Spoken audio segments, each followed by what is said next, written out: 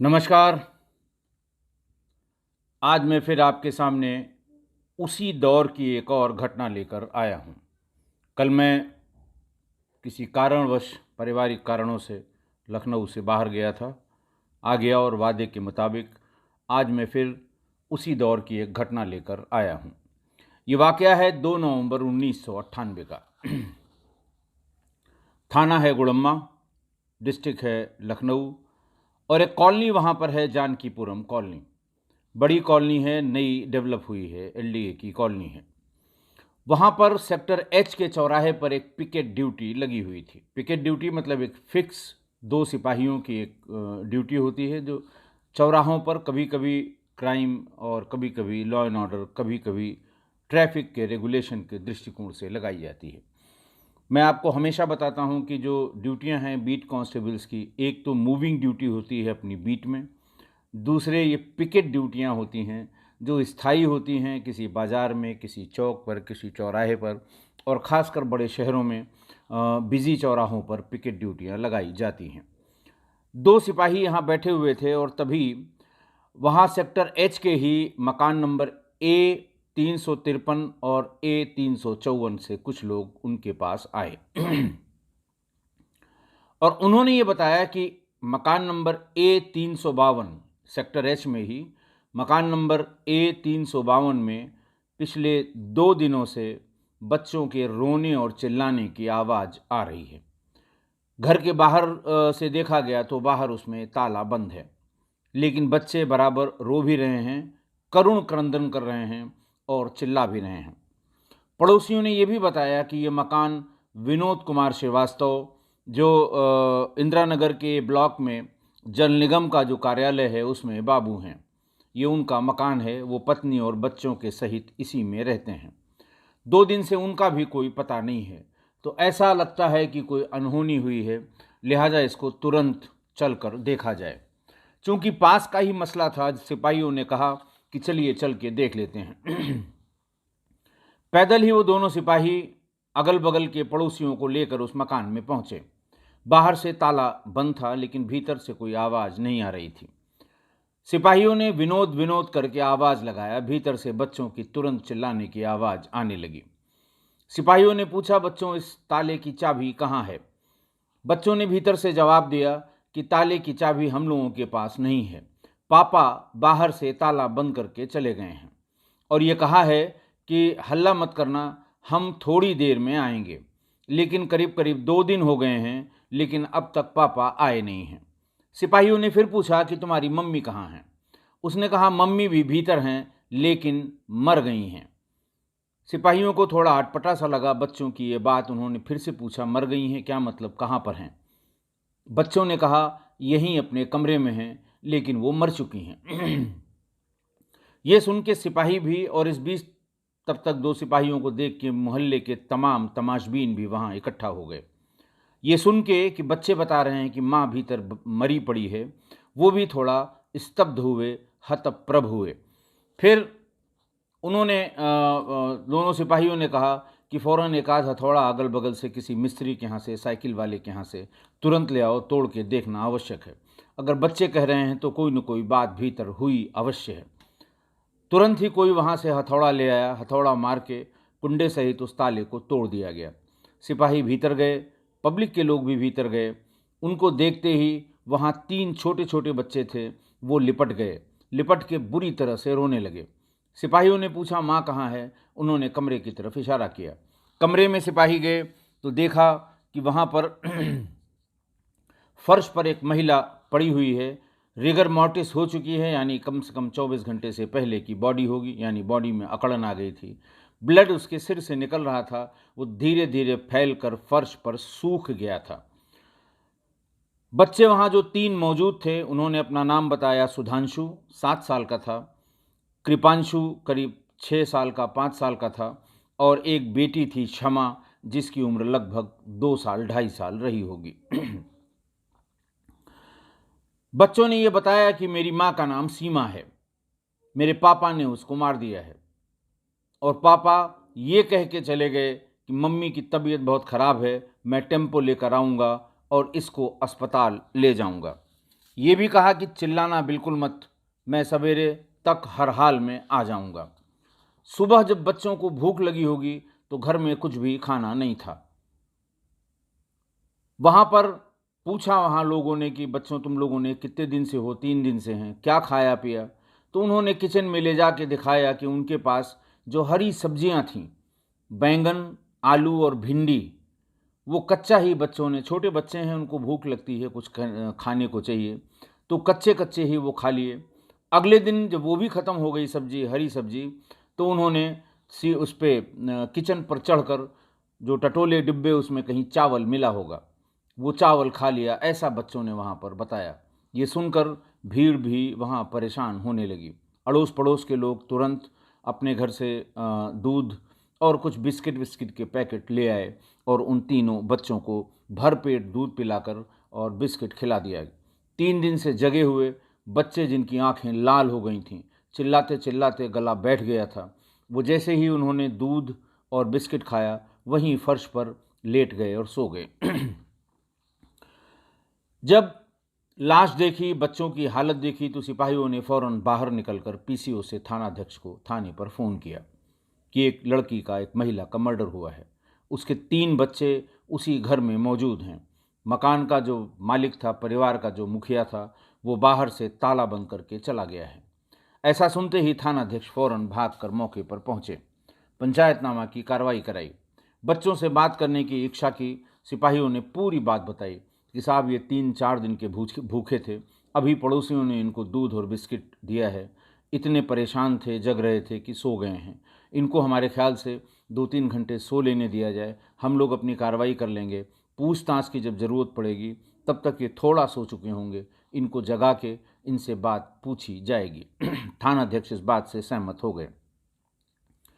फिर वहाँ आसपास के लोगों से इस आदमी के बारे में, विनोद श्रीवास्तव के बारे में और जानकारी की जाने लगी। इसी बीच जो सब इंस्पेक्टर साथ में आए थे, उन्होंने पंचायतनामा की कार्रवाई शुरू कराई। पंचायतनामा करा के बॉडी को सील करा के और उसके बाद फिर किंग जॉर्ज मेडिकल यूनिवर्सिटी के जो पोस्टमार्टम हाउस है उसके लिए भिजवा दिया गया। इस बीच में घंटे 2 घंटे का जो समय मिला, उसी समय में थानाध्यक्ष और उनके साथी सहयोगी सिपाहियों ने, सब इंस्पेक्टर्स ने थोड़ी बहुत पूछताछ की। लोगों ने बताया कि बहुत ज़्यादा किसी से मिलना जुलना इनका नहीं था, लेकिन 3 बच्चे थे, 3 लड़के ही लड़के थे। तो वहाँ ये बताया गया कि साहब 3 लड़के थे तो एक लड़की इसमें कहाँ से है? यहाँ तो 2 ही लड़के और एक लड़की हैं। तो इस मामले में थोड़ा कन्फ्यूज़न पड़ोस वालों को हुआ। उनका सब 3 बच्चे हैं, इसकी इतनी जानकारी है, लेकिन अब वो लड़का है लड़की है ये जानकारी नहीं है। ये भी बताया लोगों ने कि साहब यहीं इंदिरा नगर में जल निगम का जो कार्यालय है उसमें बाबू है, इनके यहाँ कोई बहुत ज़्यादा आता जाता नहीं है, लेकिन ये थोड़ा सख्त मिजाज का और सनकी टाइप का आदमी है, कभी कभी बच्चों को मारता पीटता है जब बच्चे चिल्लाते हैं। लेकिन अगल बगल के लोग अब इस बात के आदी हो गए हैं, इसलिए कभी कोई इस बात को पूछने या ये जानने के लिए कि क्यों मारा जा रहा है कभी इसके घर पर नहीं आए। पुलिस ने फौरन एक टीम भेज के उसके कार्यालय जो ए ब्लॉक इंदिरा नगर में था, जल निगम का कार्यालय, वहाँ भेजा कि यहाँ पर उसके सरकारी रिकॉर्ड में इसका नाम पता इत्यादि लिखा होगा। वहाँ जाने पर यह पता लगा कि ये उन्नाव जनपद के थाना मोरावों के संदना गांव का रहने वाला है। वहीं से फ़ौरन एक टीम उन्नाव के लिए रवाना कर दी गई कि हो सकता है ये वहाँ चला गया हो, मिल जाए तो पूरी बात पता लग जाएगी। शाम को थानाध्यक्ष फिर मकान पर पहुँचे। बच्चे 3-4 घंटे सो चुके थे, उनको जगाया गया। कोशिश ये की जा रही थी कि शायद बच्चों से कोई क्लू मिल पाए, लेकिन बच्चों को जब जगा के पूछने की कोशिश की गई तो बच्चों के मन और मस्तिष्क में विनोद का इतना भय था, इतना डर व्याप्त था कि विनोद का नाम लेते ही बच्चे ज़ोर ज़ोर से रोने लगते थे। काफ़ी कोशिश की गई, उनको फिर से बिस्किट, टॉफ़ी, चॉकलेट ये सब देख के जानने की कोशिश की गई, तो सिर्फ ये पता लग पाया, लोगों से बातचीत, बच्चों से बातचीत, पड़ोसियों से बातचीत, कड़ी से कड़ी जोड़कर ये पता लग पाया कि पत्नी को मारा तो विनोद ने ही है, यानी उसके पति ने ही है।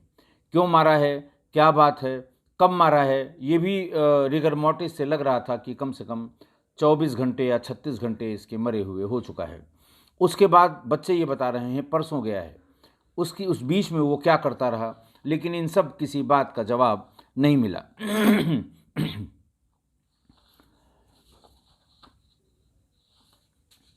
उन्नाव की जो टीम उन्नाव से लौट कर आई, उसने ये बताया कि साहब ये पिछले 5-7 सालों से अपने गांव नहीं गया है। बस एक बात वहाँ से पता लगी कि इसकी मौसी का एक लड़का इंदिरा नगर में कहीं रहता है, जो इनके परिवार से कभी कभार संपर्क रखता है। कभी कभार ये लोग भी उसके यहाँ जाते हैं, कभी कभार वो भी इनके यहाँ आता है।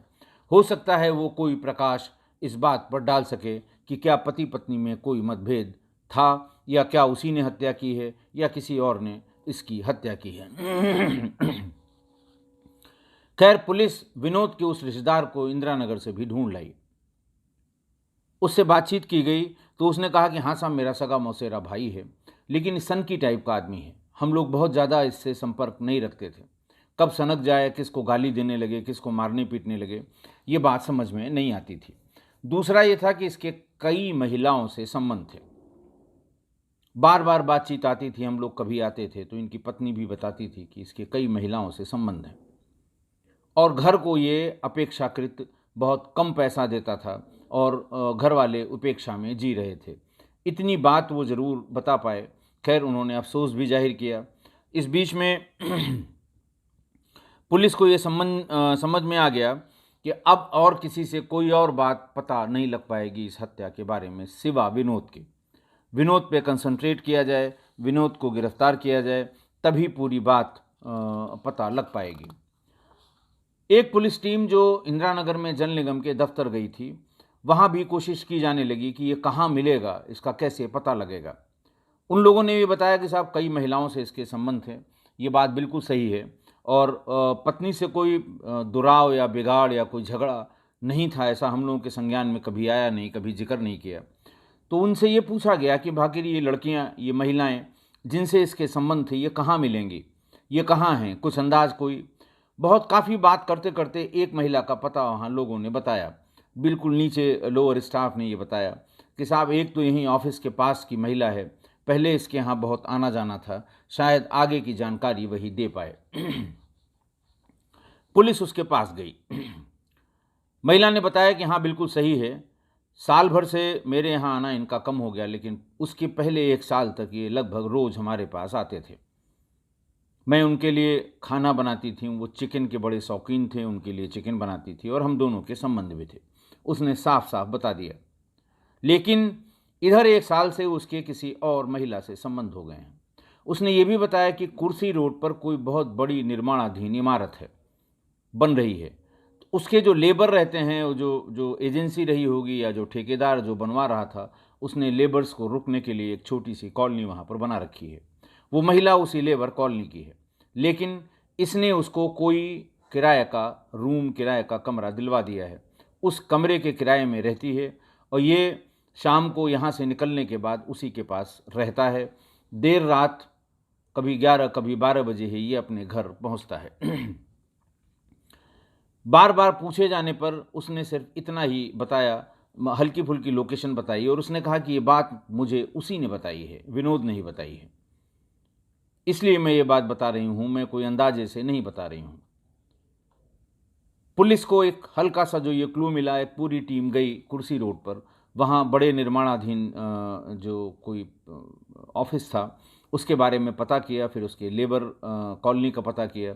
धीरे धीरे करके वहाँ ये पता लग गया कि हाँ एक महिला है, हमारे यहाँ लेबर कॉलोनी की थी, किसी आदमी से उसका संबंध था, उसने एक कमरा उसको किराए पर फला जगह दिलवा दिया है, और वो उसी कमरे में रहती है। वो आदमी भी कभी कभी आता जाता है, और ये भी बताया कि कोई पैसे वाला आदमी है, क्योंकि बहुत अच्छे से वो रहने लगी है, उसके यहाँ टीवी और फ्रिज भी आ गया है, अच्छे कपड़े पहनती है, और वो उसी के यहाँ वो आदमी भी आया करता है। ऐसा जब लोगों ने बताया, अंदाज से बताया, पुलिस ने दबिश दी। पुलिस ने जब दबिश दी तो विनोद श्रीवास्तव उसी मकान में उसी महिला के साथ मिल गए। इसी बीच में पोस्टमार्टम रिपोर्ट आ गई। पोस्टमार्टम रिपोर्ट में आया कि cause of death due to shock and asphyxia as a result of throttling and antemortem injuries. Antemortem injuries में सिर की और कई दूसरी चोटें भी शरीर में उल्लिखित की गई थीं। हत्या का मुकदमा कायम होना था, हत्या का मुकदमा पुलिस ने कायम किया।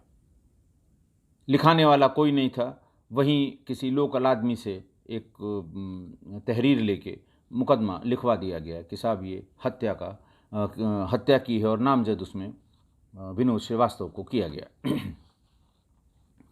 पीएम के बाद शव को इंदिरा नगर के उसके रिश्तेदार को सौंप दिया गया और उसी ने उसका अंतिम संस्कार किया।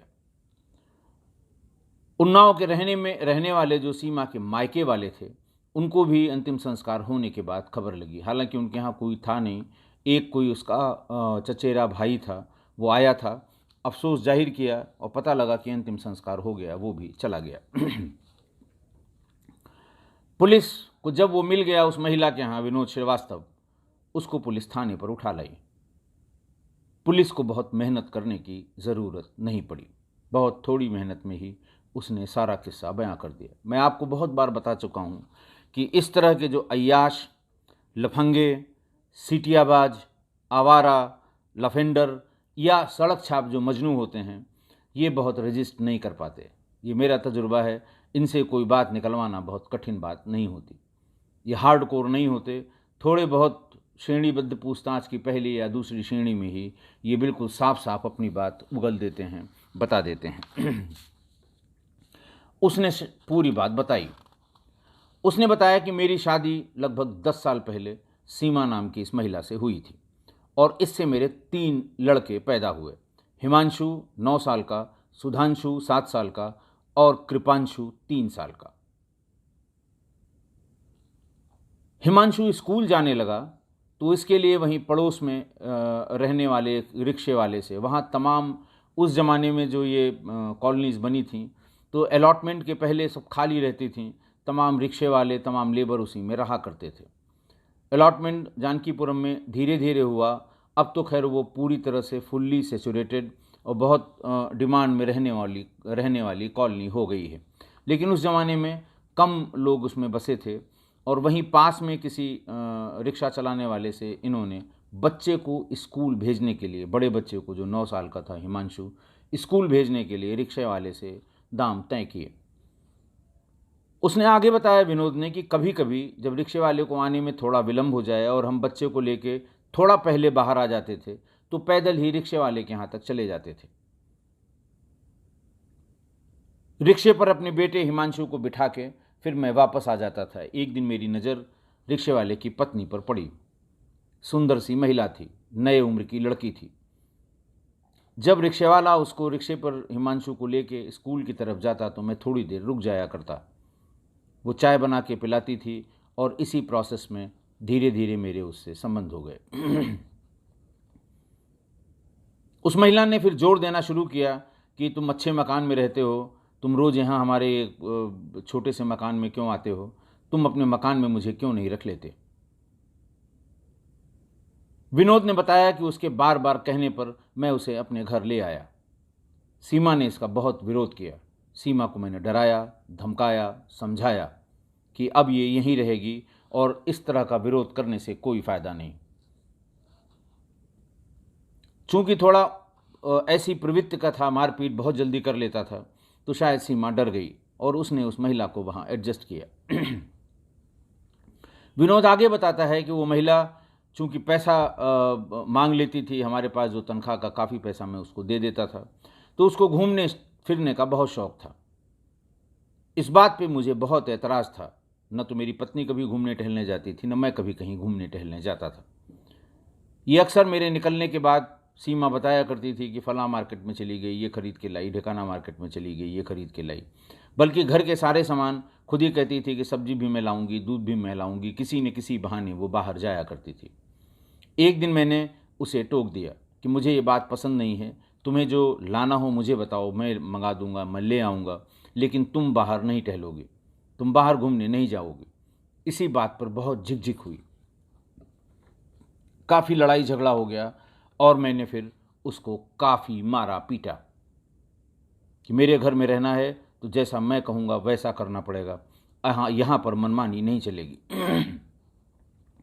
रात में मारपीट के बाद सुबह जब मैं ऑफिस चला गया तो वो अपना सारा कपड़ा, इस बीच में जब वो साल भर मेरे पास रही तो उसे एक बेटी पैदा हुई जिसका नाम क्षमा था। जो आज की तारीख में 2 साल की है। यानी जब वो पकड़ा गया उसने बताया कि आज की तारीख में वो 2 साल की है। दोपहर में अपना सामान, कपड़ा और बैगेज लेके वो वहाँ से निकल गई। सीमा ने पूछा भी कि बच्ची को ले जाओगी? उसने कहा नहीं, मुझे बच्ची की कोई ज़रूरत नहीं है, बच्ची यहीं पर रहेगी। कुछ इस तरह की बातें उसने कही कि ये बच्ची उसी की है जिसके घर में रहेगी। ये कह के वो गुस्से में तमतमा के घर से बाहर चली गई।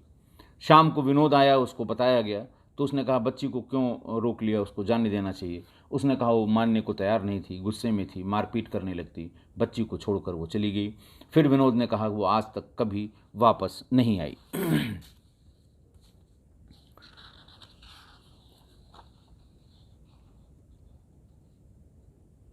इसी बीच उसके भागने के बाद मेरे एक और महिला से संबंध हो गए, जिसके यहाँ से पुलिस मुझे पकड़ कर ले आई है। उसको मैंने एक वहीं पर कमरा किराए पर दिलवा दिया, उसके ज़रूरत की सारे सामान, सारी चीज़ें खरीद दी। उसकी डिमांड बढ़ती जा रही थी और धीरे धीरे ये स्थिति आ गई थी कि मैं तनख्वाह का लगभग सारा पैसा उस पर खर्च करने लगा और इसीलिए सीमा को भी इसकी भनक लग गई, क्योंकि कभी कभी उसको सब्जी के लिए और दूध के लिए भी पैसा देना मेरे लिए मुश्किल होने लगा था। ज़्यादातर समय इसी महिला के पास मैं बिताता था। वो बार बार जो भाग गई महिला यानी क्षमा की माँ, उसको लेकर बहुत ताने दिया करती थी कि मुझे लग रहा है कि फिर कोई आ जाएगी, इसीलिए घर की तरफ ध्यान देने का मतलब ही नहीं है। रात रात भर रहते हो, कभी सुबह आते हो, छुट्टियों के दिन बिल्कुल नहीं आते हो। खैर, चूंकि अपने पति की आदत से वाकिफ थी, इसलिए वो इस तरह के ताने देने लगी।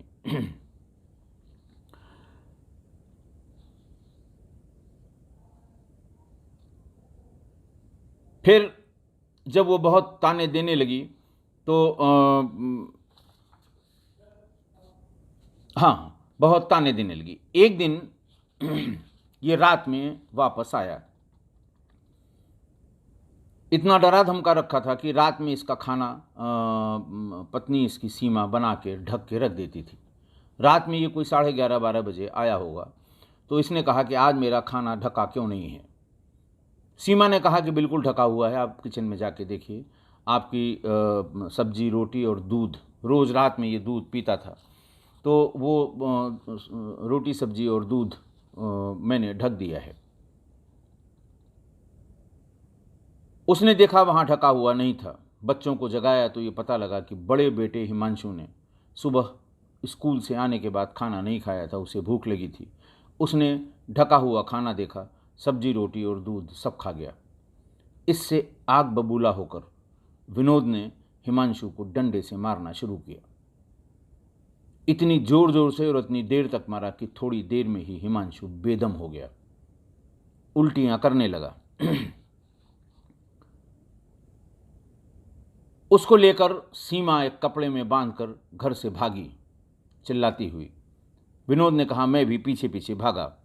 वो वहाँ से पहुँच गया प्राणनाथ नर्सिंग होम, पहाड़पुर चौराहे के पास प्राणनाथ नर्सिंग होम ले गया और उसको समझा रखा था कि खबरदार मारपीट की बात किसी को न बताना। ऐसा विनोद ने सीमा को समझा रखा था। सीमा से अटेंडिंग डॉक्टर ने पूछा क्या हुआ। उनका सब कालरा हो गया है, इसको उल्टियाँ बहुत हो रही हैं। डॉक्टर ने देखा, उसने कहा इस चोट के भी निशान लग रहे हैं। बोले साहब उसी में गिर गया। डॉक्टर ने कहा कि बहुत सीरियस है, इसको आप सिविल हॉस्पिटल ले जाइए। सीमा उसे गोद में लादे लादे रिक्शा करके सीधे सिविल हॉस्पिटल की तरफ भागी। साथ में विनोद भी साथ में हो लिया। सिविल हॉस्पिटल पहुंचकर डॉक्टरों ने उसे मृत घोषित कर दिया। वहां से तुरंत विनोद भाग गया। सीमा उसको लेकर, उस डेड बॉडी को लेकर वहां से घर की तरफ रवाना हुई। घर पहुंच गई। जब करीब 2 बज रहे होंगे तो वहां पर थोड़ी देर बाद ही विनोद श्रीवास्तव आ गए। आपस में नोकझोंक शुरू हुई। उसने कहा कि देखो, ज़्यादा चिल्लाओगी पुलिस आएगी तो मैं यही बता दूंगा कि तुमने मारा है, तुम मेरा कुछ नहीं बिगाड़ पाओगी, जेल चली जाओगी। बेहतर यह है कि इसको ले चलो, चलो अभी तुरंत कहीं गाड़ दिया जाए और ये किसी को कानो कान खबर न हो कि हिमांशु घर में नहीं है। बच्चे को उस चद्दर में लपेटकर रिक्शे से वो लोग भैंसा कुंड पहुँचे। भैंसा कुंड लखनऊ का सबसे बड़ा, सबसे प्रसिद्ध शमशान घाट है। वहाँ पहुँचे, वहाँ कर्मचारियों ने टोका, क्या बात है, उनका साहब हैजा हो गया था इसलिए इसको गाड़ना है। उनका थोड़ा गहरा पानी के नज़दीक गीली मिट्टी में थोड़ा गहरा गाड़ देना, वरना इसको कुत्ते वुत्ते खींच ले जाएंगे। ये दोनों गए, वहाँ पर पानी से बिल्कुल सटी हुई ज़मीन पर रेतीली जो होती है, वहाँ गड्ढा खोद के, हाथ से ही वो खोद लिया जाता है, गहरा खोद के उसमें हिमांशु की बॉडी रख के और ढक के चले आए। दोनों घर पहुँच गए। सीमा बहुत मायूस हो गई। ये नॉर्मल बिहेव करने के लिए अपने ऑफिस चला गया। ऑफिस से लौटकर जब ये 4:30 बजे आया, इसको देखते ही अचानक सीमा बहुत रोने लगी। इसने पूछा क्या बात है। उसने कहा हिमांशु की याद आ रही है, तुमने मेरे बेटे को मार दिया है, मैं पुलिस में शिकायत करूंगी। फिर उसने धमकाया कि पुलिस में शिकायत करोगी तुम्ही को जेल जाना होगा, मेरा कुछ नहीं होगा। उसके बाद जब वो नहीं मानी तो उसी डंडे से जिससे उसने हिमांशु को मारा था, उसी डंडे से इसे मारना शुरू कर दिया। सिर पे चोट लगने के बाद ये बेहोश हो गई। जब वो मारपीट कर रहा था तो बच्चे चिल्ला रहे थे। तीनों बच्चों को दूसरे कमरे में ताले में बंद कर दिया और वापस आकर सीने पर सवार होकर गर्दन दबाकर उसकी हत्या कर दी कि अगर ये जिंदा बच गई, इसका इलाज हो गया, तो ये ज़रूर बता देगी कि मैंने अपने बेटे को मारा है और फिर बात सब खुल जाएगी। मारने के बाद विनोद ने कहा मैं वहीं बैठा रहा। रात करीबन 4 बजे, भोर करीबन 4 बजे उसे मार दिया था। सुबह 6, साढ़े 6 बजते ही बच्चे उठ गए, चिल्लाना शुरू किया। उनको बाहर निकाला, उन्हें बाहर से बाज़ार से लाकर ब्रेड और दूध दिया, उनको पूरा खिलाया। उसके बाद दिमाग लगाने लगा उसी बॉडी के पास बैठकर कि क्या किया जाए। बच्चे भी पूछने लगे क्या हुआ। उनका मम्मी की तबीयत खराब है और मैं इसको दवा अभी लेने जाऊंगा, ला के दवा दूंगा। डॉक्टर को फ़ोन कर दिया है, डॉक्टर को बता दिया है जाकर मैंने, डॉक्टर थोड़ी देर में देखने आएगा। इस तरह कह के बच्चों को भरमा दिया। पूरा दिन उसके पास बैठा रहा कि हिमांशु का जैसे डिस्पोजल किया था वैसे इसका डिस्पोजल संभव नहीं है। वहाँ कर्मचारी पूछेंगे, जलाने की बात होगी, पूछताछ होगी, पुलिस आ जाएगी, हम पकड़े जाएंगे। कोई रास्ता समझ में नहीं आ रहा था। कॉलोनी से लेके निकलूँगा, इतनी बड़ी लाश है, लोग पूछ जरूर लेंगे अगल बगल वाले, या देख लेंगे, या कोई पुलिस को इत्तला कर देगा। ये बात सोचते सोचते रात के 11 बज गए, लेकिन कोई दिमाग में हल नहीं आया। मैंने बच्चों को शाम को बाहर से खाना मंगाकर खिला दिया और ये कहा कि तुम लोग सो, मैं टेम्पो लेने जा रहा हूँ, टेम्पो से मम्मी को हॉस्पिटल ले जाऊँगा, इनकी तबीयत ठीक नहीं हो रही है, इनके पास मत जाना और चिल्लाना तो बिल्कुल नहीं। मैं हर हाल में इनको अभी टेम्पो लेके आता हूँ, हो सकता है देर लग जाए, सवेरे टेम्पो मिले, लेकिन टेम्पो लेके आऊँगा, तब तक तुम लोग शांत रहना। ऐसा कह के वो बाहर निकला और उसने बाहर से ताला बंद कर दिया। सीधे वो उसी महिला के पास पहुंचा जहां से गिरफ्तार हुआ था।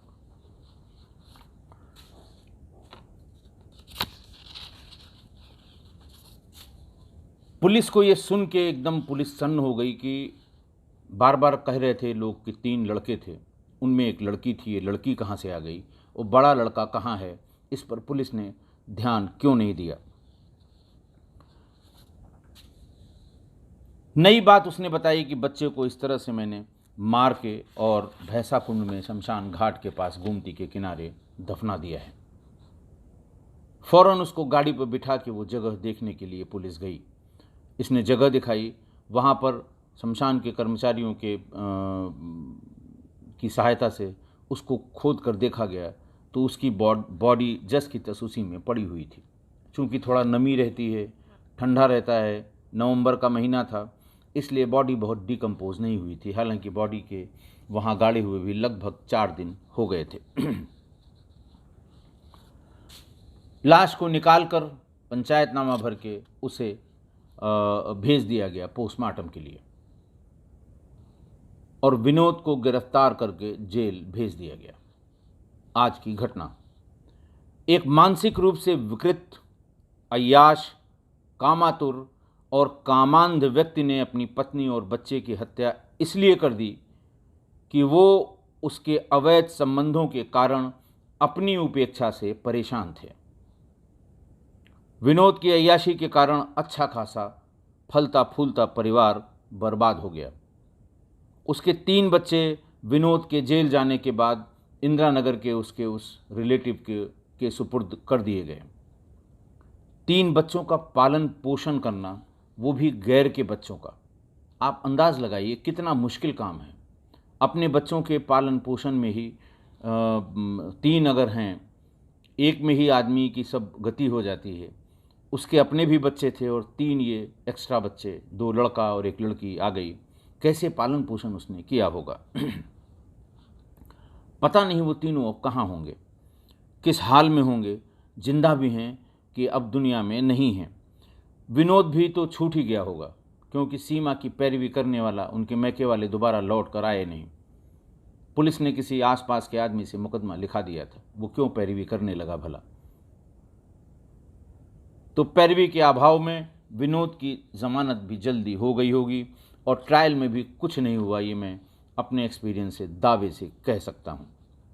अगर किसी को इन तीनों बच्चों सुधांशु, प्रमांशु और क्षमा के बारे में पता लगे, क्योंकि इंदिरा नगर बहुत डेंस लोकेलिटी है और आसपास के लोगों का सुधांशु, सुधांशु उस समय 7 साल का था 98 में, कृपांशु 6 साल का था और क्षमा करीब 2.5 पौने 3 साल की थी। बड़े हो गए होंगे, ग्रोन अप हुए होंगे। इंदिरा नगर में ही किसी रिश्तेदार को, जो उनके मौसी के लड़के वड़के थे, उनको दिया गया था। लेकिन मूल मकान जो मैंने आपको नंबर बताया है, बहुत ही डेंस कॉलोनी है वो, तो ज़रूर कोई न कोई बता देगा। अगर वहाँ आसपास का कोई हमारे किस्सा कोई परिवार का व्यक्ति है तो जानने की कोशिश ज़रूर करें। हो सकता है हम उससे लाभान्वित हों, उस सूचना से कि अल्टीमेटली उन तीनों का क्या हुआ। अब देखिए, अच्छा खासा परिवार, 3 बच्चे थे, बहुत बढ़िया चल रहा था। सरकारी मुलाजिम था विनोद, अच्छा पैसा मिलता था, अपने मकान में, खरीदे हुए मकान में रहते थे। लेकिन अपनी अगर उसका व्यवहार अचानक बदल गया परिवार के प्रति, किसी के भी पति या पत्नी में से किसी के भी व्यवहार में अगर अचानक परिवर्तन हो जाए तो खतरे की घंटी बज गई, ये समझ लेना चाहिए। सभी को होशियार हो जाना चाहिए और ऐसे बदलते व्यवहार की चर्चा अपने लोगों से ज़रूर करनी चाहिए कि ये अचानक ये परिवर्तन आ गया है। अब तो तमाम वेबसाइट्स हैं, तमाम NGOs हैं। उस ज़माने में कुछ नहीं था। इतनी जो मशक्क़त करनी पड़ी कि साहब ऑफिस का पता करिए, महिला कौन है पता करिए। आज के ज़माने में मोबाइल होता, किससे किससे रात में दिन में बात कर रहा है सब पता लग जाता है, एक एक उठ के चले जाते और सब चीज़ें 1 घंटे में 2 घंटे में खुल जाती। लेकिन पुलिस को केस को खोलने में कितनी मशक्क़त करनी पड़ी, क्योंकि हिमांशु को मार दिया ये तो किसी को पता ही नहीं था। न मोहल्ले वाले कोई बता पाए, न किसी को पता नहीं था कि इसका बड़ा बेटा कहाँ है। 3 बच्चे थे, 3 मौजूद हैं। ये थोड़ा बताने में लोगों को समझ में नहीं आ रहा था कि उनकी जानकारी में 3 लड़के ही लड़के थे, लड़की कहाँ से आ गई। तो इसलिए अगर इस तरह किसी के व्यवहार में अचानक परिवर्तन आए, बड़ा परिवर्तन आए, तो आपको सतर्क हो जाना चाहिए, चाहे वो पति हो चाहे पत्नी हो।